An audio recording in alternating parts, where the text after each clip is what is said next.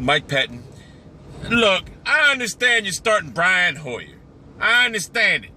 Manziel even admits he's not ready. But goddamn, man, don't come out here and say that, the reason you had him go split reps is we wanted to put him in difficult situations. Brian Hoyer didn't handle this shit well.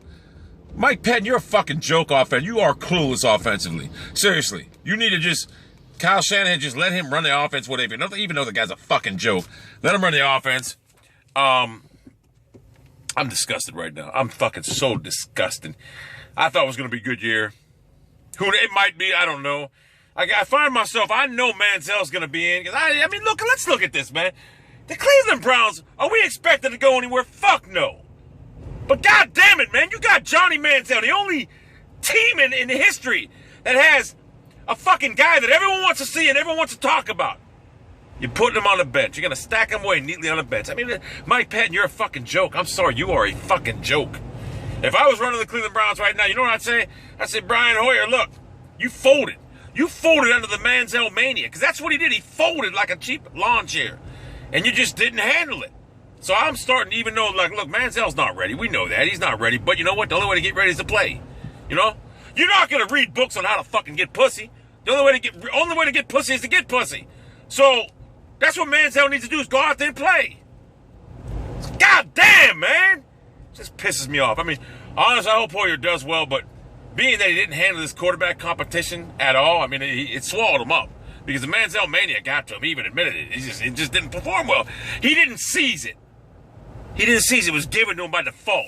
I'm not a believer in Pettin offensively. I think Pettin's going to do a good job defensively. I really do. I have no problem with him defensively. I think he may make a good head coach. The problem I have with him is he has no clue on how to do anything offensively. So therefore, let Kyle Shanahan run the show offensively. Even though I hate Kyle Shanahan, but let him do anything. Just keep your fucking goddamn Minsko face out of the offense. So yeah, like I said, the Cleveland Browns are the only fucking team I know that has a guy that everybody, look, if you trot Manziel out there week one, it's over. And what I mean by that is, that's a primetime game, primetime coverage. That's all people want to see is Johnny Manziel. And he might not do good, but let's be honest about it. Tim Tebow beat Dick LeBeau. Tim Tebow was a one-dimensional fullback playing quarterback. He beat Dick LeBeau in the playoffs. Johnny Manziel can throw the ball, kind of strong. He can do it all. He will beat the Steelers. But say he doesn't. Say he fucks up. Say he stubs his toe. You still got week 2. You got week 3. It's a work in progress. And guess what? Our games are going to be televised. We're going to be talked about. It's just stupid. I just don't understand, Pettin, what the fuck you're doing. It's not like we're picked to go to the Super Bowl or anything this year.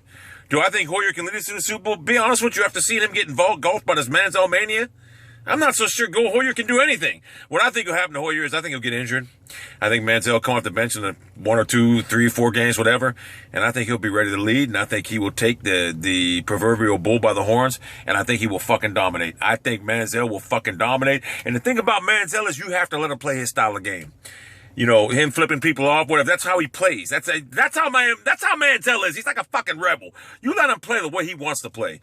But Manziel's going to be a factor in this league. Contrary to what some of these haters believe, he's going to be a factor. He's got a cannon for an arm, and he's got the ability. He does need to learn. He's never been. I didn't realize this because I don't watch college football, but he's never been in the huddle. I didn't realize that. But still, he's a football player. He will adapt and make the necessary adjustments. Brian Hoyer, I hope you can lead this team because there's talent on the defensive side of the ball. I hope you can lead this team, but if you can't, you got to come out. You got to go to Pettin and say, look, I'm not doing well. You got to do something. Because I don't want to lose this season because you played like shit in the preseason. And being a quarterback in a competition when you had 5 years of experience, you played under Tom Brady and you got swollen up by the Manziel mania as the rest of the nation did, but you're in a competition. I did love the fact that everyone talked about the Cleveland Browns with Manziel. I loved it. I got Bengals fans crying. I got Steelers fans wondering why no one talks about them no more. You know why no one talks about you no more? You ain't done shit in the last 2 years. 8-8, 8-8. You're fucking garbage. But the Bengals fans, you know, they think, hey, man, we should be talked about. We're in division. You know why you're not talked about? You got fucking Andy fucking Dalton. How bad did you guys, Bengals fans, you should have traded for Johnny Manziel. And I will say this, that the Browns do trade Manziel because they're dumbasses and Mike Pettin wants to prove a point, whatever. He got to be fired. But Haslam will not let him trade Manziel. Manziel's a fucking spark plug.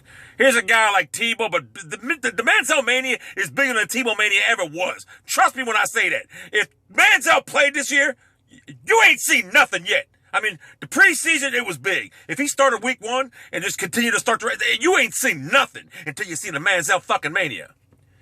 And I'm not going to lie to you. When Manziel was in college, I hated him. I couldn't stand the motherfucker. I called him a punk. But then I seen him, and he beat Alabama. And anyone will tell you this. It goes much further. He beat Alabama. I was like, this motherfucker can play. I said, you know what? This motherfucker's a beast. He can play. He can play. And I started liking him. And I said, if the Browns have a chance to take him, take him. And sure enough, they did. I didn't want them to take him in the first pick, whatever. But I said, you got a chance to get him, get him. And sure enough, they got him. So you can't say that, oh, I hated Manziel. Yeah, I did hate him. But after he beat Alabama, and he came back, I said, this guy's a fucking winner. And he is. He's a winner. He wears his heart on his sleeve. He's just a fucking beast. So, yeah, this is my main, honestly, football. Football's it. You're going to get a lot of football videos. If you don't like, I will still play them gay little video games, but I ain't got time right now. I'm working late hours, man, so. But yeah, Johnny Manziel's a beast. Brian Hoyer, you got to show me, son. I'm not from Missouri, but please, take the proverbial bull by the horn and do something with this. You got a fucking chance to lead the Cleveland Browns. I don't know if you know what that means. I know there's going to be a lot of people that say Cleveland Browns ain't shit. Fuck you. You don't know football. Cleveland Browns are a storied franchise. And you know what? This is the Browns' luck. We had a team stacked with talent that Arthur Modell moved. And guess what? The Ravens won a Super Bowl in '99 with my fucking Cleveland Browns. So don't tell me I don't know football. Do I hate the Baltimore Ravens? Absolutely. Do I hate the Pittsburgh Steelers? Absolutely. Who do I hate more? The Pittsburgh Steelers. And with that, Brian Hoyer, just do your fucking job, son. Do your fucking job.